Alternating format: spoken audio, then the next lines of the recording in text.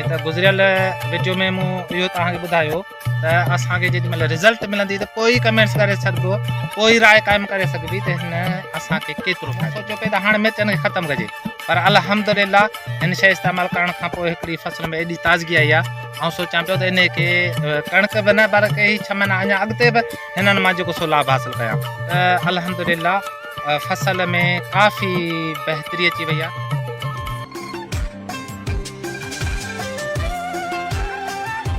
दोस्तों ये असांजा दोस्त आहिनि आबादगार, साईं पंहिंजो तारुफ़ करायो ऐं पोइ फ़सुल जे बारे में ॿुधायो तव्हां छा इस्तेमालु कयो आहे। अस्सलाम वालेकुम दोस्तनि खे, मुंहिंजो नालो दिलदार लगारिया ऐं हिकिड़ो नंढिड़ो हारी आहियां। मुंहिंजो हिते कड़क मिर्चनि जो आहे। दोस्तनि जे मशवरे ते जेको हिननि मशवरो ॾिनो त तव्हां ब्लैक गोल्ड खे इस्तेमालु करे ॾिसो, मुख़्तलिफ़ शयूं मुख़्तलिफ़ आइटम तव्हां आज़मायो था, हिकिड़ो असांजो प्रोडक्ट हिन खे आज़मायो।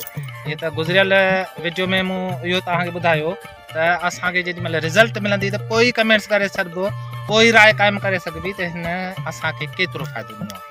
त अल्हम्दुलिल्लाह फसल में काफ़ी बहितरी अची वई आहे ऐं माशाअल्लाह अॻे खां जेका असां मूं सोचियो पिए त हाणे मिर्चनि खे ख़तमु कजे, पर अल्हम्दुलिल्लाह हिन शइ इस्तेमालु करण खां पोइ हिकिड़ी फसल में एॾी ताज़गी आई आहे। ऐं सोचां पियो त इन खे कणिक बि न पर कई 6 महीना अञा अॻिते बि हिननि मां जेको सो लाभ हासिलु कयां।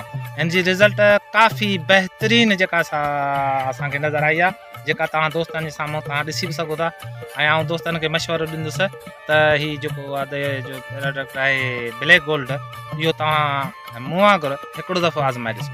अगरि जेकॾहिं तव्हां इन मां मुतमइन थियो त इनशाअल्लाह ताला जीअं आउं ॿियनि दोस्तनि खे मशवरो ॾींदुसि, तव्हां बि ॿियनि दोस्तनि खे मशवरो ॾींदो ऐं रिज़ल्ट ॾिसी करे तव्हां दुआऊं बि ॾींदो ऐं तव्हांजी कलर मां बि जान छुटी पवंदी ऐं बनी बि जेका ज़रख़ेज़ रहंदी।